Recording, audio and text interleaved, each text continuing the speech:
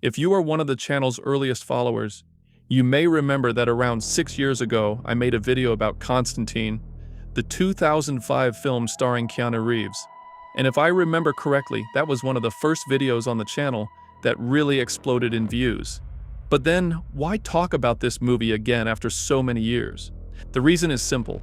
During a flight of almost 10 hours, with my absolute inability to sleep on planes, and with a budget that clearly does not stretch far enough to pay for better seats, I had no choice but to watch movies.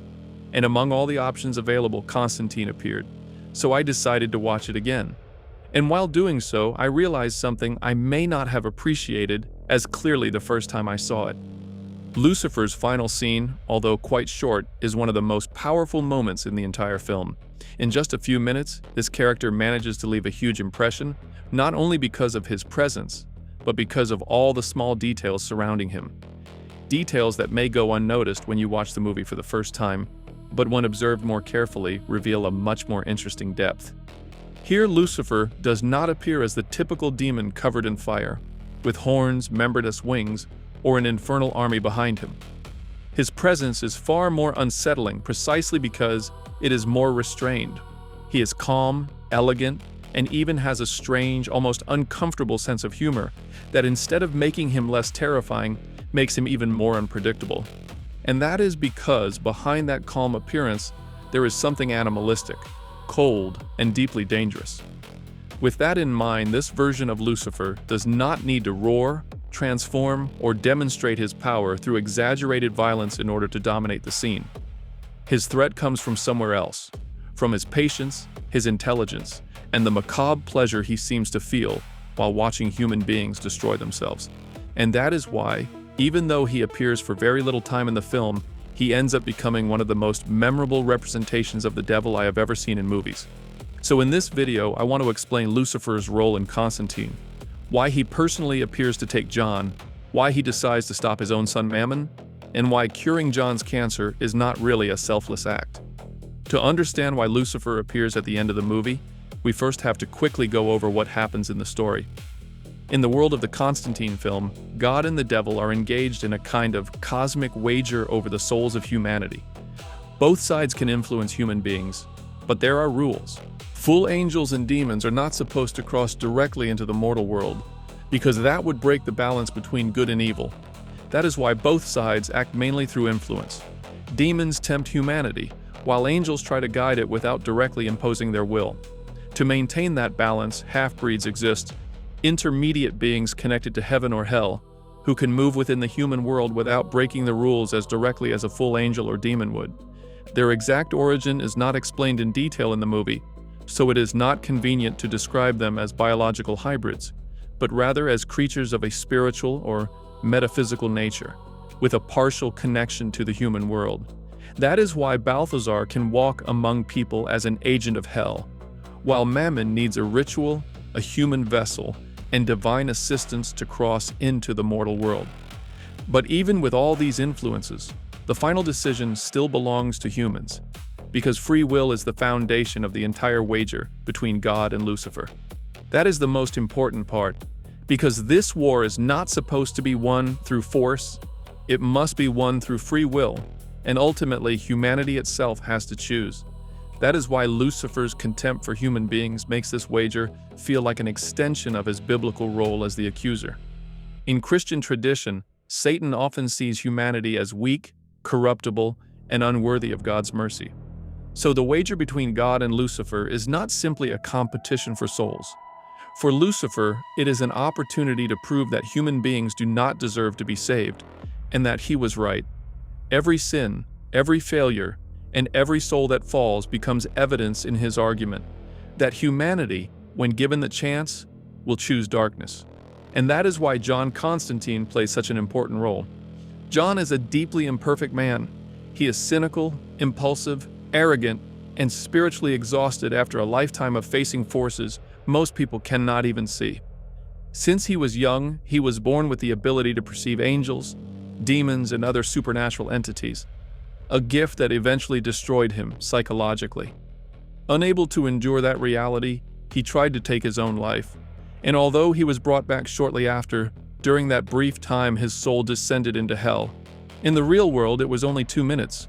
But for John, that experience felt like an entire lifetime of suffering. Since then, he knows exactly what is waiting for him when he dies. That is why he began exorcising demons and sending them back to hell, not because he was acting out of altruism, but because he was trying to earn forgiveness and buy his way into heaven. However, that is exactly his problem. His actions are not born from faith or true sacrifice, but from the fear of his own damnation. That is why his redemption only comes at the end, when he stops thinking about himself and uses his final opportunity to save Isabel's soul.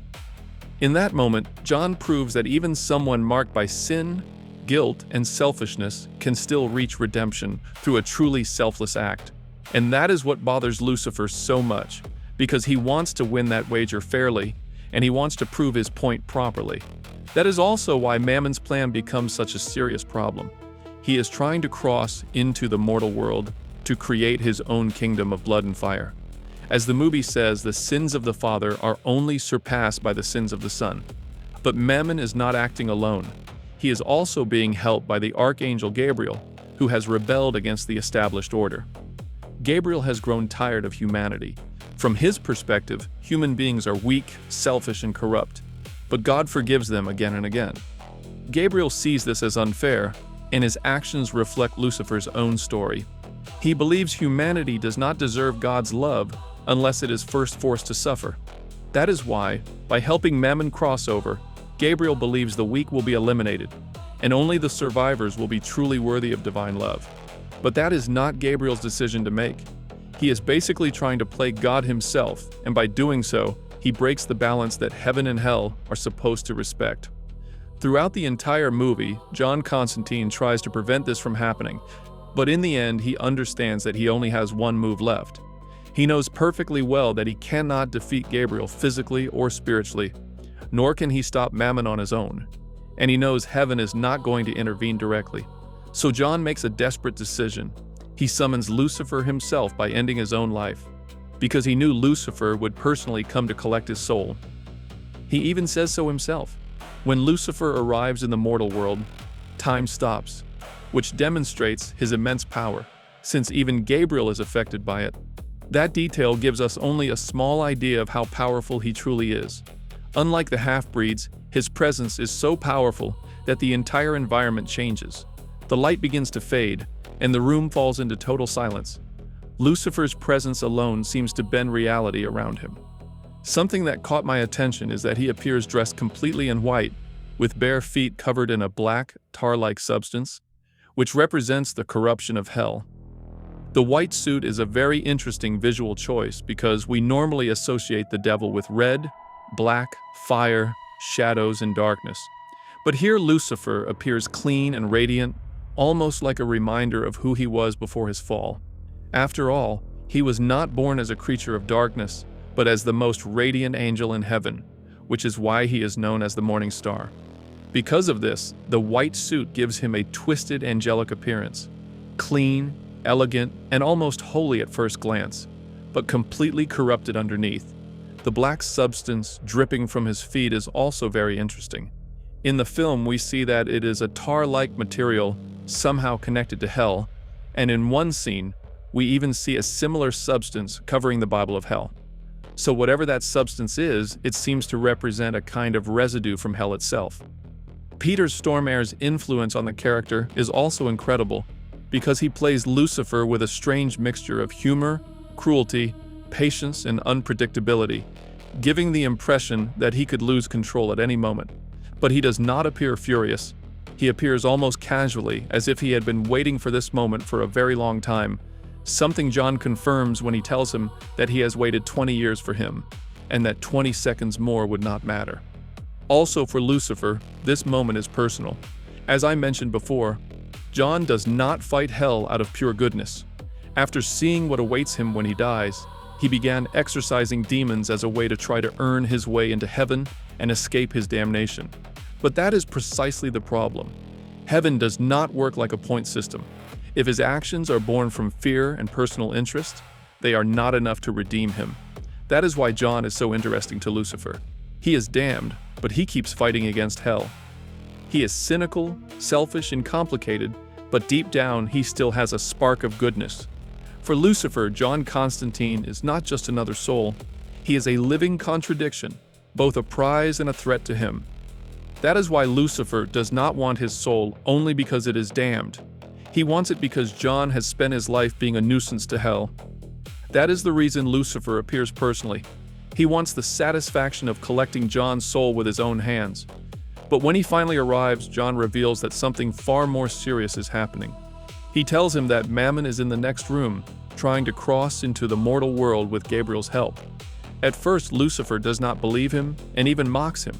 But when he realizes that John is telling the truth, his attitude changes. This is one of the most interesting parts of the movie because Lucifer stops Mammon immediately, without hesitation. And it is precisely this action that raises an important question. Why? Why would Lucifer stop his own son if he is trying to conquer Earth? Would that not be exactly what the devil wants? The answer is yes and no, and Lucifer himself says it. Yes, he wants humanity. He wants their souls, and he wants to prove that human beings are corrupt and therefore belong to him. But the key is that he wants to win the wager properly. He wants to prove that humanity is selfish, weak, cruel, and easy to corrupt. But for that victory to mean anything, humanity has to fall by its own choice. Humans have to choose sin. If Mammon crosses into the mortal world and turns Earth into a kingdom of blood and fire, then free will would be practically destroyed, and it would become an imposition rather than a choice. And if humans are forced to fall, Lucifer does not truly win the argument. That is why he stops his son. Not because he is secretly good, and not because he truly cares about humanity. He stops him because Mammon is cheating, and that ruins the game. Lucifer wants Earth, but he wants it in its proper time. And that line explains everything. Lucifer believes he is already winning, and he does not need Mammon to force the ending before it's time. It also shows that Lucifer is patient and calculating, preferring to slowly corrupt humanity over centuries rather than allow his son to break the rules and invalidate the entire wager. After preventing Mammon from entering Earth, Gabriel tries to strike Lucifer, but his fist stops before it can touch him. Lucifer tells him that God no longer supports him and moves his hand aside. Then Gabriel's wings are burned away, and he is thrown back with great force. Many people wonder whether Lucifer is the one who removes Gabriel's wings, but if we watch the scene carefully, we can notice that the gust of wind that burns his wings and sends him flying comes from behind Lucifer. Even Lucifer himself seems to react slightly, almost with surprise. That is why I believe it was really God and not the devil. Also, Gabriel says the word Father right before he is thrown away, and perhaps that is why God leaves him alive, to give him a chance to correct his mistakes. Gabriel believed he was doing God's will, but in reality, he was acting out of arrogance, in a way very similar to the biblical Lucifer himself. Perhaps God did not want history to repeat itself, and decided that Gabriel should live as a human so he could understand his mistake. Because Gabriel decided that humanity needed to suffer in order to become worthy. But that is not faith. That is condemnation disguised as salvation. And by doing this, he altered the balance between heaven and hell. Although we will probably see this more clearly in the sequel, if they finally continue that story.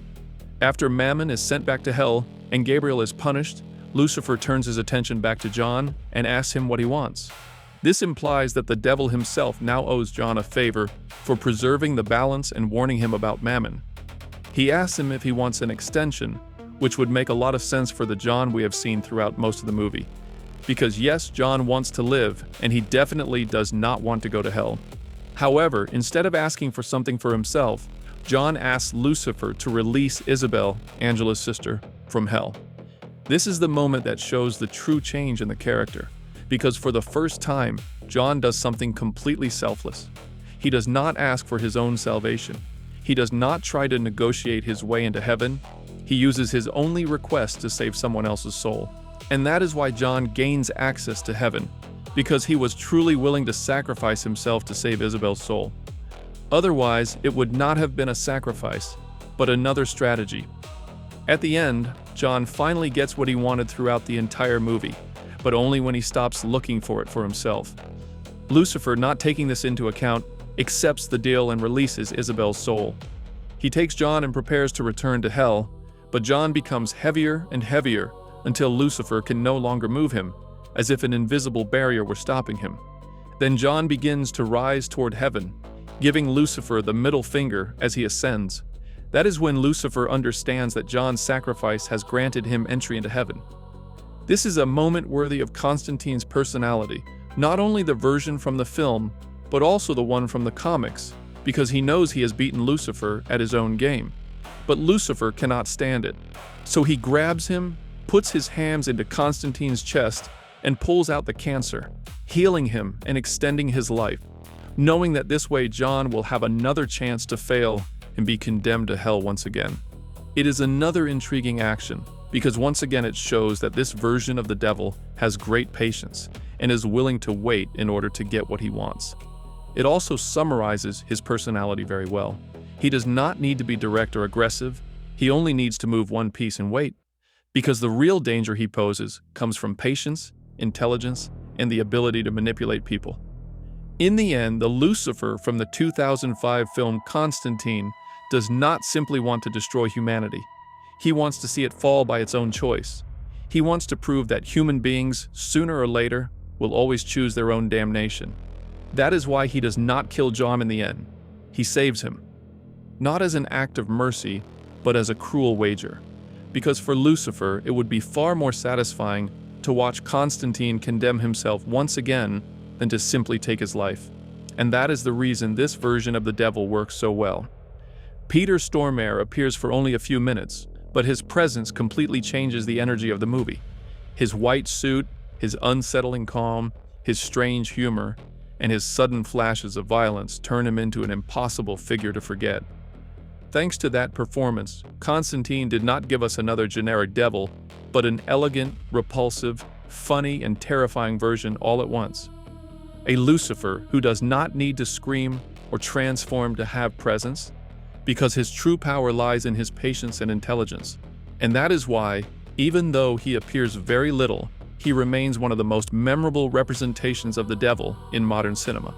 And with that, we've reached the end of this video. I hope you enjoyed it, and if you did, remember to give it a like, subscribe if you haven't already, and turn on the notification bell to stay up to date with all my new videos. I also want to give a special shout out to the channel members. Thanks to you and all of our viewers, we can keep diving into these kinds of disturbing and thought-provoking stories. Thank you so much for your ongoing support. And if you want to support the channel and get access to exclusive content, early videos, and other perks, I invite you to become a member. Just click the join button below this video. See you in the next one. Hey, don't go just yet. If you enjoyed this video, I've got another one I think you'll love. Check it out.